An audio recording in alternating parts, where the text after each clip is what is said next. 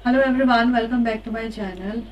आई just hope आज जो मैं ये पर्टिकुलर आपको यहाँ दिख रही है, यहाँ आपको टॉपिक तो दिख ही गई होगी यहाँ पे आज क्या डिस्कस करने वाले हैं। आई जस्ट होप कि वीडियो के एंड तक आपको ये टॉपिक समझ में आ जाए कि इसमें क्या बोला गया है, क्या बोलने की कोशिश की गई है और मैं क्या बोलने की कोशिश कर रही हूँ। ठीक है, चलिए स्टार्ट करते हैं। सेल फ्यूजन जो एक्सपेरिमेंट होती है ये सेल बायोलॉजी में आपको मिलेगी। अब इसका मतलब क्या होती है कि देखिए, सेल साइकिल कुछ स्टेजेस में चलती है। ठीक है, फर्स्ट हमें क्या देखने को मिलती है, G1 फेज देखने को मिलती है। ठीक है, फिर उसके बाद S फेज देखने को मिलती है, फिर G2 फेज देखने को मिलते हैं, फिर M फेज देखने को। तो there is a whole process. यहाँ पे गैप फेज भी होती है जो G0 फेज होती है, जिसमें कोई भी सेल डिवाइड नहीं कर रही होती है। तो ये जितने भी स्टेजेस है ये आपस आपस में ही रेगुलेट हो रही होती है। And each and every phase is tightly regulated by some proteins. ठीक है, जिसको हम सीडीके या और साइक्लिन्स के तौर पे भी उनको कहते हैं, उन प्रोटीन्स को। तो अब सीडीके साइक्लिन को हम यहाँ पे एक्सप्लेन नहीं करने वाले, बस मैं आपको बता रही हूँ कि कोई भी स्टेज में कुछ प्रोटीन्स रिस्पॉन्सिबल होती है जो उन्हें रेगुलेट कर रही होती है, उस स्टेज पे उन्हें मेंटेन कर रही होती है। ठीक है, तो वो जो भी प्रोटीन्स होती है वो क्या होती है, सीडीकेज होगी या फिर फैक्टर्स हम कह सकते हैं, और साइक्लिन्स होगी। ठीक है, ओके। तो इन्हीं के प्रेजेंस के वजह से क्या होती है, हम डिफ्रेंशिएट कर पाते हैं कि सेल S1 फेज पे है, G1 फेज पे है, G2 फेज पे है, M फेज में, क्योंकि इनको रिस्पेक्टिव इनको इनकी आइडेंटिटी कौन देती है, ये सीडीके और साइक्लिन्स इनकी आइडेंटिटी देती है। ठीक है, विदाउट ये सब, ये दोनों फैक्टर, इन सब का कोई भी रोल नहीं रहेगा। एज ए होल ये सिंगल सेल मतलब सिंगल स्टेज हम कंसिडर कर लेंगे। ठीक है, तो जब हम सेल फ्यूजन एक्सपेरिमेंट पढ़ते हैं तो इसमें हम देखते हैं कि बहुत सारे सेल स्टेजेस होती है। तो उसी में हम तीन जो भी है, तीन टाइप्स के कंडीशन हम देखेंगे कि सेल फ्यूजन में हो रहा है, और वो तीन टाइप के कंडीशन को हम यहाँ पे समझने की कोशिश करेंगे कि हुआ क्या है। ठीक है, तो सबसे पहले मैं आपको बताती हूँ कि फॉर एग्जाम्पल एक अगर कोई सेल है, पर्टिकुलर सेल है, वो अगर ये क्या हुआ, एस फेज पे हुआ। ठीक है, और दूसरा जो सेल है वो है हमारा G1 फेज पे हुआ। तो आपको पता है ये दो सेल है, और सेल साइकिल का पाथवे क्या होती है, पहले G1 होती है, फिर उसके बाद we see S phase, and then we see G2 phase, and then we see M phase. ठीक है, this is the whole process. ये स्टेप वाइज होती है, ये टाइटली रेगुलेटेड होती है। तो सबसे पहले अगर कोई सेल जो G1 स्टेज पे है उसको अगर हमने फ्यूज करवा दिया बाय यूजिंग सम फ्यूजोजेन, से पीजी जो पॉलीइथाइल ग्लाइकॉल देके भी हम उसे फ्यूज, कोई भी फ्यूजन हम ले सकते हैं। फिर उसके बाद जब इसको फ्यूज करवाया तो हमने यहाँ पे कुछ रिजल्ट ऑब्जर्व करे, और उस रिजल्ट के बेसिस पे हमने कुछ कंक्लूजन्स बनाए। तो अब हम देखेंगे कि यहाँ पे हुआ क्या। देखिए, एस फेज में अगर कोई सेल था तो G1 फेज के साथ जब हमने फ्यूज करवाया तो रिजल्ट में हमने देखने को मिला, जो ये पर्टिकुलर G1 सेल है ना, वो S फेज में वो एंटर कर चुका है। ठीक है, ऐसा क्यों हुआ, ऐसा इसीलिए हुआ क्योंकि S फेज का खुद का अपना प्रोटीन्स है, S फेज का खुद का अपना प्रोटीन्स है, और G1 फेज का क्या हो गया, खुद का अपना प्रोटीन्स है। तो इस फेज में क्या हो गया कि जो ये S फेज है, इसके पास कुछ प्रोटीन होने की वजह से इसने इंड्यूस किया G2 को, ताकि वो प्री मैच्योर डीएनए सिंथेसिस करने लग जाए। ठीक है, तो G1 जो फेज है ना, वो G1 जो सेल है वो प्री मैच्योर जो करती है, क्या करती है, डीएनए सिंथेसिस करने लग जाती है। इसी वजह से हमें सिंथेसिस देखने को मिलती है। ठीक है, तो G1 फेज पे जो सेल था वो फटाक से S फेज पे एंटर हो जाती है, क्योंकि इट्स ऑब्वियस वो प्रोग्रेस कर सकते हैं नेक्स्ट स्टेप में। और मोर ओवर S फेज के जो भी प्रोटीन्स है, जो भी रिस्पॉन्सिबल होती है फैक्टर्स, वो क्या करती है, वो प्री मेच्योर G1 फेज को क्या करती है, सिंथेसाइज, डीएनए सिंथेसाइज करने में उसे फोर्स करती है। ठीक है, G1 सेल को। लेकिन एट द सेम टाइम अगर दूसरी कंडीशन देखें, दूसरी कंडीशन में देखेंगे ये S फेज है और ये रहा हमारा G2 फेज है। तो दूसरी कंडीशन में हम देखेंगे S फेज और G2 फेज पे देखते हैं। तो इस कंडीशन में क्या हो जाएगा कि दोनों रिजल्ट में हमें देखने को मिलेगा कि दोनों सेपरेट हो रखे हैं। ठीक है, दोनों सेपरेट हो रखे हैं। तो दोनों सेपरेट क्यों हो रखे हैं, दोनों सेपरेट इसलिए हो रखे हैं क्योंकि जो S फेज का जो प्रोटीन्स होती है, it can not act on G2 cells. S phase का जो सेल्स है वो G2 सेल्स पे एक्ट नहीं कर पा रही है।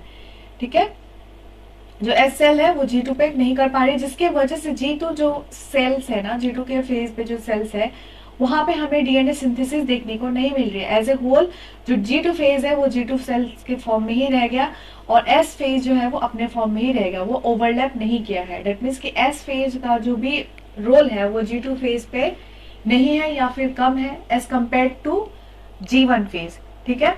तो G1 फेज जो पहला वाला कंडीशन में हमने देखा कि G1 फेज में रेप्लिकेशन नहीं होता है, ठीक है, जबकि S फेज में हो रहा है, S कर रहा है।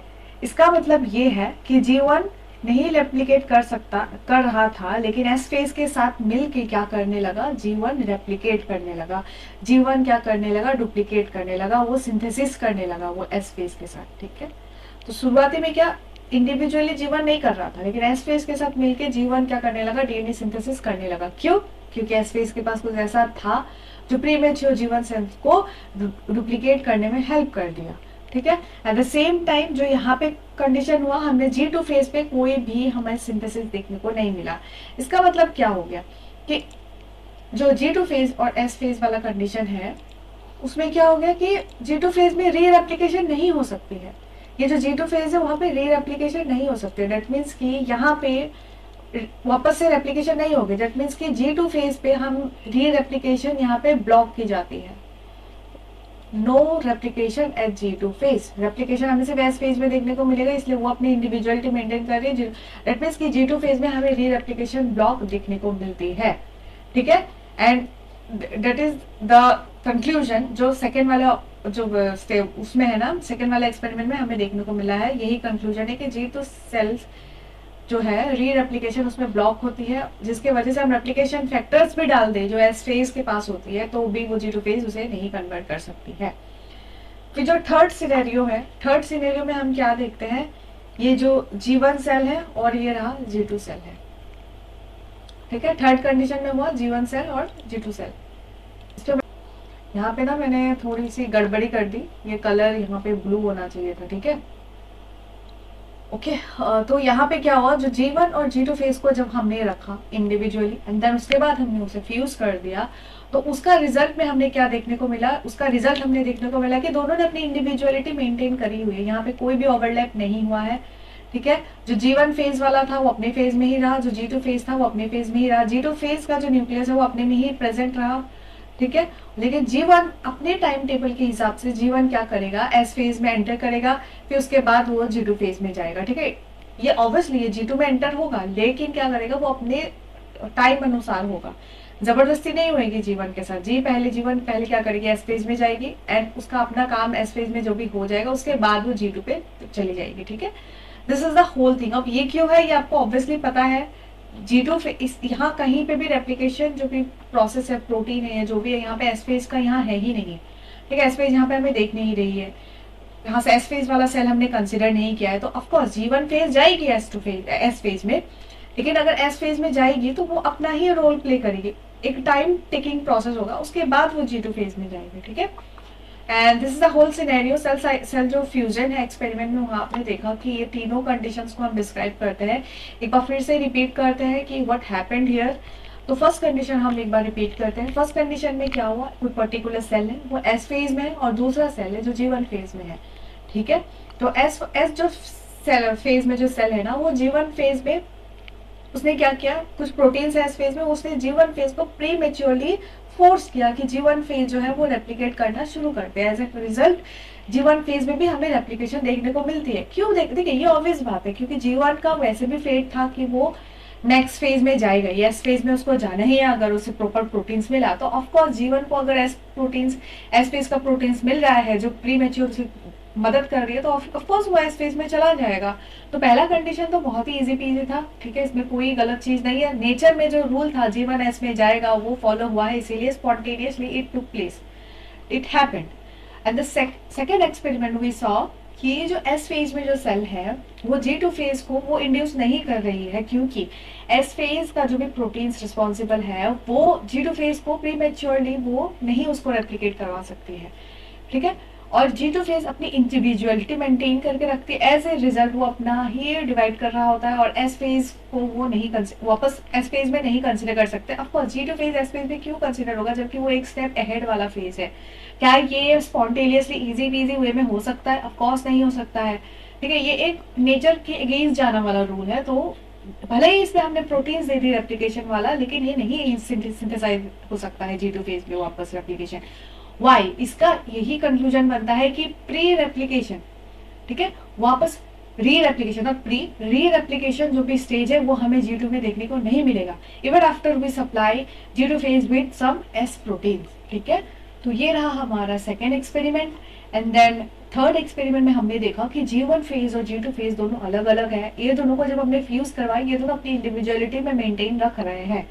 ठीक है, क्यों? क्योंकि इसमें कोई भी प्रभाव नहीं है। G2 ऑफकोर्स वो G2 में ही रहेगा बिकॉज उसमें वैसे भी उसमें प्रोटीन्स दे या ना दे उसको कोई मतलब नहीं, वो अपनी ही अकड़ में रहेगा क्योंकि उसको वैसे भी उस G2 फेज में रेप्लिकेशन हमें देखने को मिल भी नहीं रही है।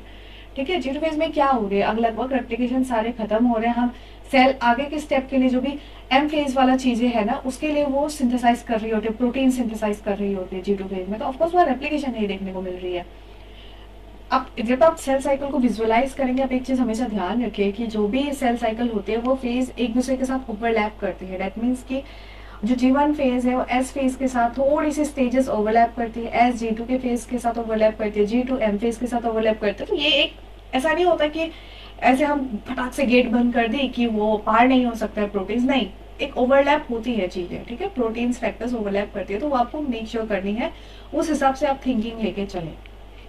ठीक है, तो G2 फेज को उसको सिंथेसिस के लिए वो रिस्पॉन्सिबल नहीं, वो फर्दर ट्रांसलेशन ट्रांसक्रिप्शन के लिए है, उसके लिए वो आप प्रिपेयर करता है सेल को। तो अब देखेंगे कि हम G1 फेज में क्या हो रही है। G1 phase direct G2 phase में कन्वर्ट नहीं हो सकती, why? Because S phase is absent. तो G1 फेज अपना टाइम लेके S फेज में कन्वर्ट होगा, फिर उसके बाद वो G2 फेज में जाएगा। ठीक है, तो this is the whole thing, ये तीनों कंडीशंस हमने देखा। आई जस्ट होप आपको ये सेल फ्यूजन एक्सपेरिमेंट समझ आ गया है।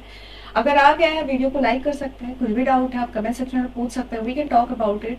और बाकी क्या है, चैनल को सब्सक्राइब नहीं किया है तो कर लीजिए क्योंकि it motivates me a lot and that's why I continue bringing video for you and that's all. अपने फ्रेंड्स को भी शेयर कर सकते हैं। So that's all for today, thank you so much for watching guys, have a nice day.